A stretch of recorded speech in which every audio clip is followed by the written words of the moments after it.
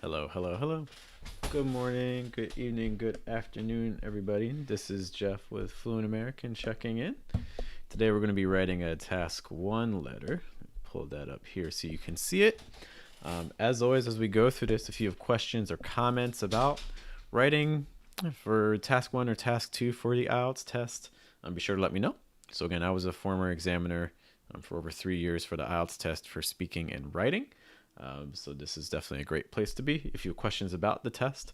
Again, we're going to be working on a letter today. You should be able to see it. I'm also, in case you can't see, I have it on the right hand side. I have the chat box open in case anyone has any questions. Okay. So obviously our goal is to aiming for something that would score around an 8 or a 9, being that we're going to base this off of experience working with the test. So again, one of your friends lives in another country. You want to spend time working there, write a letter to your friend, why you want to work in that country, tell them about skills and experience, and then any other questions related to work. So all those things make sense. Just a couple key things that I strongly suggest for task 1 letters. One, I would say make sure each bullet point you really want to give about, I would say 2 to 3 sentences for, at least. I see a lot of students, what they do is they write 1 sentence, and that's 1 sentence is fine if your goal is for like typically a band 6 because you're meeting the requirements for the question. However, if you are trying to score anything that's higher, like a band 7 or higher, you really need to start going in depth. I think a helpful way to think about it is a band 6 means that you are answering the question appropriately. A band 7 means that you're answering the question and also adding on more. Okay, so if you're trying to push for those higher scores, at least 2 to 3 sentences for each bullet point. I also strongly suggest try to incorporate areas of knowledge you're familiar with. So like your strengths. Okay, so for instance, if you work in tech and you know a lot of tech vocabulary, you want to try to incorporate some of that. If you work in education, incorporate some of that. If you work in a hospital or in the medical field, incorporate some of that. You're trying to demonstrate in as short a time as possible to the examiner that you know a wide range of vocabulary. Okay, so don't talk about things that you don't know much about. Try to, as much as possible, stick with what you know. Talk about things that you know information about. Okay. Also, one last thing is that I would say it's helpful to, like in the first sentence, I think it's helpful to show your connection to your reader. Okay, so if you're talking to a friend, talk about something that you would normally talk to a friend about. If it's a professional letter that you're writing, so something that's going to require a more formal tone, then show your relationship to that person. So for instance, if it's a boss, you can say what department you work for, what project. If it's a friend, you could talk about the last time you saw each other maybe, or the last time you got in touch. Just something that kind of shows the relationship that you have. And again, it allows you to pull in more specific information. Okay, so just consider your intended reader. All right, so again, one of our friends lives in another country. I would also say that kind of related to our last point, connect it to the prompt. Whatever you say to show your connection to the reader, try to, where possible, connect it to whatever the question is. So here, for instance, we're going to be talking about another country.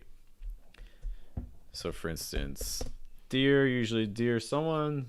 So we could say a typical name like Dear John.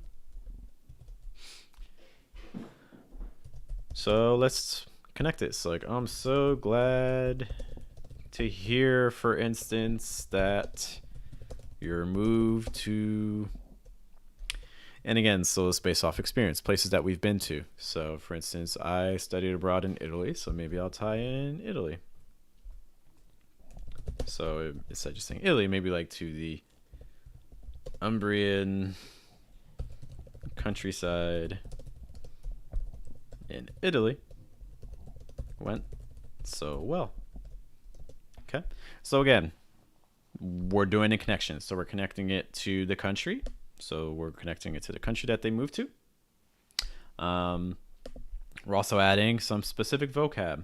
Okay, Umbrian countryside. So Umbria is a region in Italy. Okay, so again, this is whatever letter you're writing, tie in parts of a country that you know about. In theory, you could even write about your own country. If you don't know much about other countries, then you could approach it as someone who's visiting your country or who wants to work in your country. So you can pull in some specific information. That can work as well.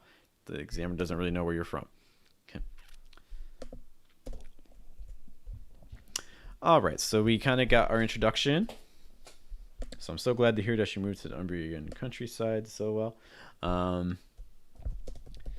I was thinking, or maybe instead I was thinking, you're still thinking about this move. I have been thinking about making a similar move myself. Maybe like within the next year or so. So now we can start connecting this to our first question. Why do we want to work in that country?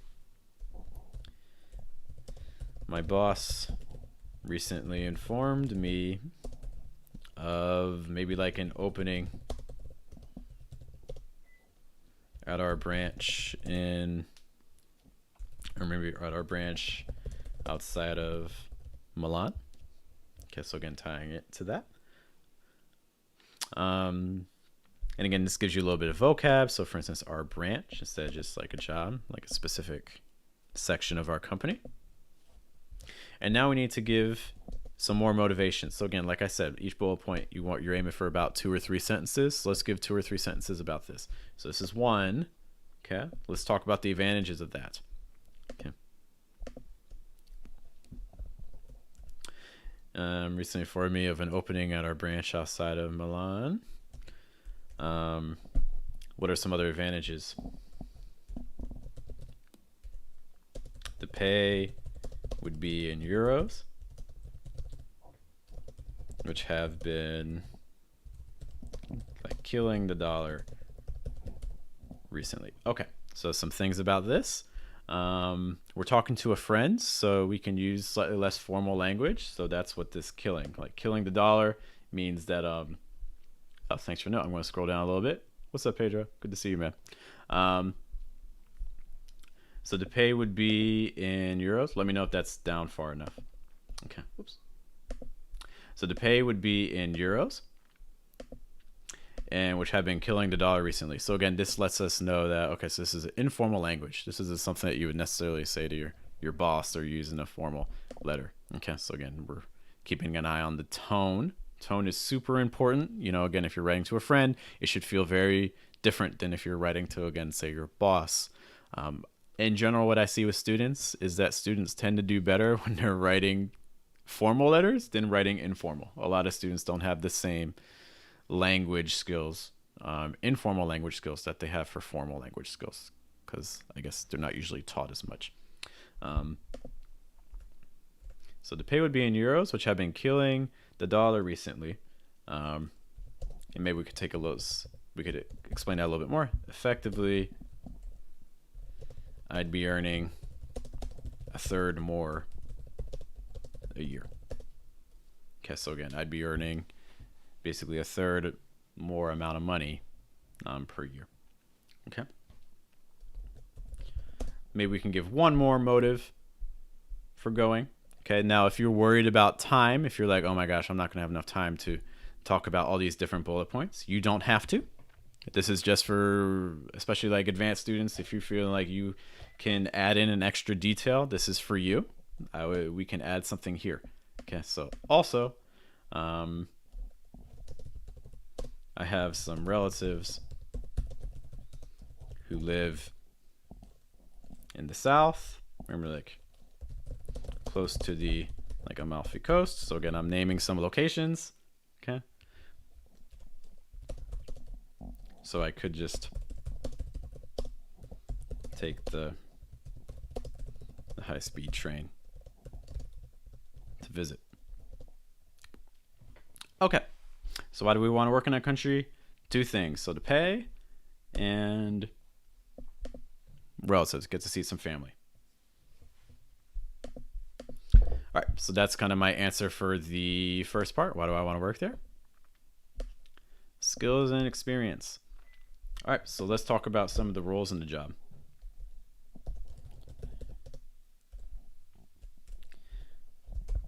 So plus, I'd have the chance to learn. So again, as I said, you stick to areas that you know, stick to your areas of strength. I'm involved in teaching, so maybe I can pull in some teaching. I'd have the chance to, let's see, teach a group. So like plus I'd have the chance to continue working with adults. I know you don't, for instance, teach anymore, but always preferred older students, and it's the same for me. So again, I'm trying to connect this, So again, trying to connect this with skills. Okay, so what kinds of skills?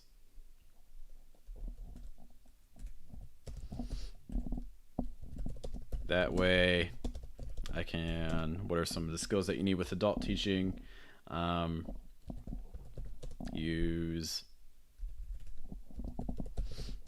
can create lectures,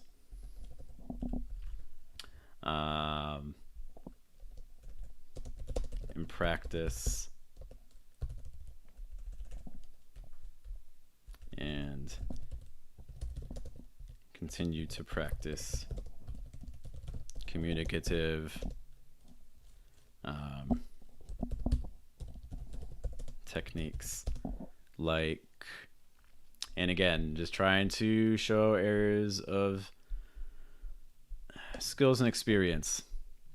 Okay, so that way I can create lectures and continue to practice communicative techniques like using stations in the classroom to keep students moving, as well as, let's do one thing again, trying to show some skills,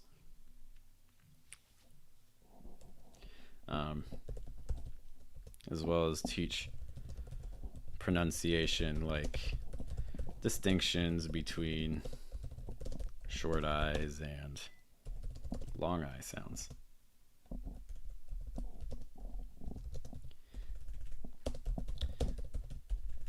So then, since you're working with Italians now, I'm sure you heard their confusion with those vowels. Like we have for the last 6 years, or like it's like we have since we graduated.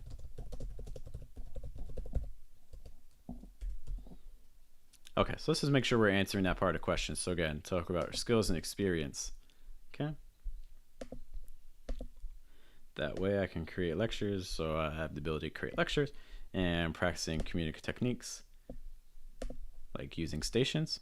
Okay, so this is some of the skills. You can create this type of material for your classes, and you're also able to teach pronunciation.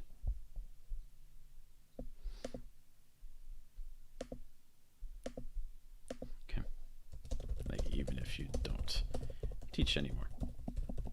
Okay, so again, a lot of information here. I'm just trying to show you, especially like for instance, how a native speaker would approach this. Okay, if you're not able to write this much information, that's okay. Don't let that alarm you.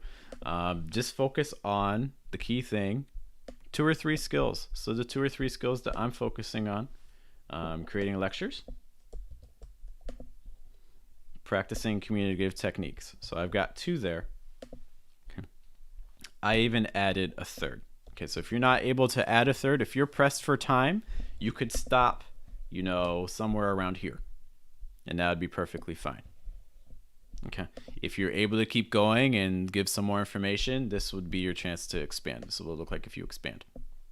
Okay, so again, we're showing all the different options here, where you can stop if you're not so advanced, and where you can keep going if you are advanced and you're feeling more comfortable for your bullet points. Ask some other questions related to work. Okay. Like the only major concerns I have would involve visas and taxes. It's like, are you still responsible for paying income taxes for the US? Or is it just, or maybe like, or are you, let me scroll down more, sorry. Or are you just responsible for Italy? Also, how difficult was it to get your visa? Okay, so again, questions related to work. And then maybe like, I'm guessing that your company provided, or like your company was able to help you out some. Okay, so again, that kind of gets to that third bullet point. If you want to take that third bullet point a step further, you're like, I think I can give some more information about this. Cool, then you can also expand that as well. So for instance, are you still responsible for income taxes to the US, or are you just responsible for Italy? So difficult was it to get your visa? I'm guessing that your company was able to help you out some. I'm nervous because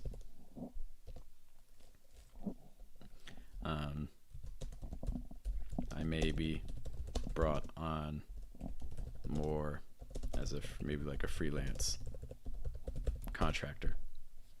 Stuff like that. Again, just try to push that vocab a little bit. Always trying to think of opportunities where we can introduce more vocabulary. Okay. All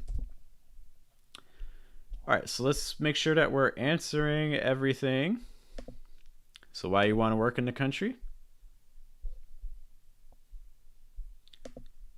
And so we did that. That's our motives there. Then we also talk about skills and experience. Okay, we talk about some skills and experience here. And then lastly, we talk about some questions related to work. And then these are related to work. So visas, does your job help you out?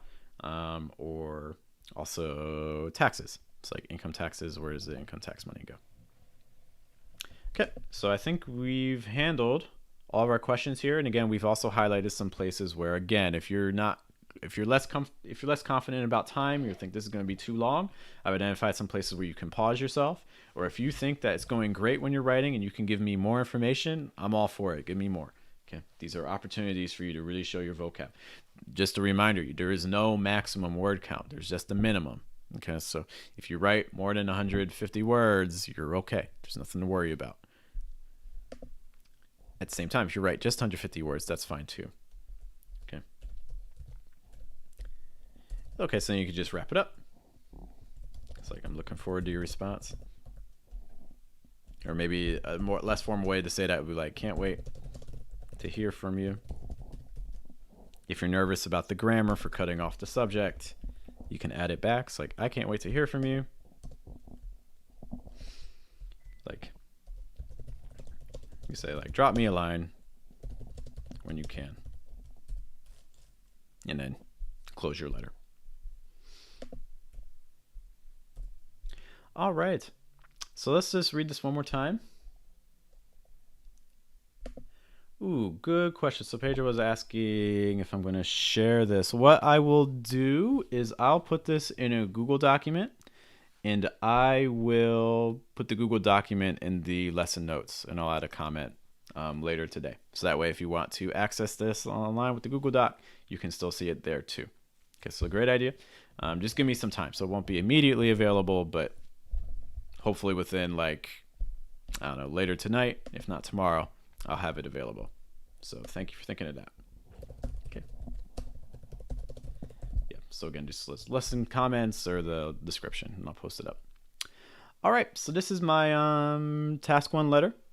Again, personally for me, I tend to always go a little bit long. So in terms of word choice, it's probably a little bit over what you need. But at the same time, we've identified places where you could pause. Yeah, I would expect that this letter could do well. I'm just going to read through it one more time to see the language. Again, so this is informal. We're writing to a friend, so let's make sure it's sounding informal. I'm so glad to hear your move went so well. I've been thinking about making some move myself. You should inform me of opening our branch. Recently informed or told would be another option.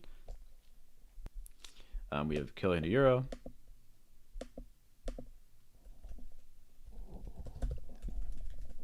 We could add a little note here like that's hard to turn down, right? It's a little tag question, okay, just to make it sound a little bit less formal.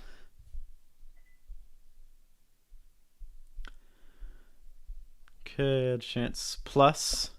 So I think it's somewhat of an informal transition, because that's why I added that. Okay, I know you don't teach anymore. That sounds a little bit less formal.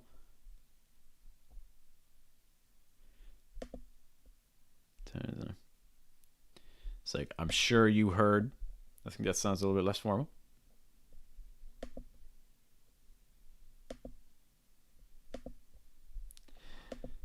Another way that you could say this sentence, so instead of saying how difficult was it to get your visa, you could also say like maybe you could say like, was getting a visa like a real hassle? I think that just makes it sound a little bit less formal. The same idea, was it difficult to get the visa? Was getting a visa a real hassle? We can even add in a work visa to make it, again, tied into work. Yeah, and I think overall this sounds informal. All right, so I have to head out, but if you guys have other questions about anything that you see here in this letter, be sure to post them in the comments, or you can post them in the chat box if in the next minute or so. But yeah, I would expect that this letter could do pretty well in the tests. I think it's doing everything it needs to do, answering the questions. It has informal language, at least 2 or 3 2 or 3 sentences for each bullet point. Yes, and Jonathan, I see your question about the vocab. I will definitely have it available. Okay, so there's definitely some things that are a little bit less formal, but there's also some good technical things in here too. Cool. Pedro and Jonathan, thank you so much for joining me. And to everyone else who's watching, I appreciate you guys taking your time to write a letter with me. If you have other questions about IELTS as well, feel free to post them in the comments, send me a message. I'll also post a link in the comments to our writing group on Facebook, so where we do regular tips and suggestions for the test. You can also post there samples of your writing, and while I won't provide full analysis, I will at least give you some quick feedbacks and things like that. Okay, and if you are looking for full analysis too, I'll post some comments where you guys can send me. Actually, I can do that now. You can go to our website at fluentamerican.com. There's an IELTS tab where you can send me. Thank you, Pedro. Appreciate it. There's an IELTS tab on my website where you can send me tasks, like task 1s and task 2s, and I'll be happy to review them. Right now, I think it's about $5 to look at a task. Thank you guys so much for your time. I will see you later. Have a good day. Have a good night. Have a good afternoon. Take care, guys.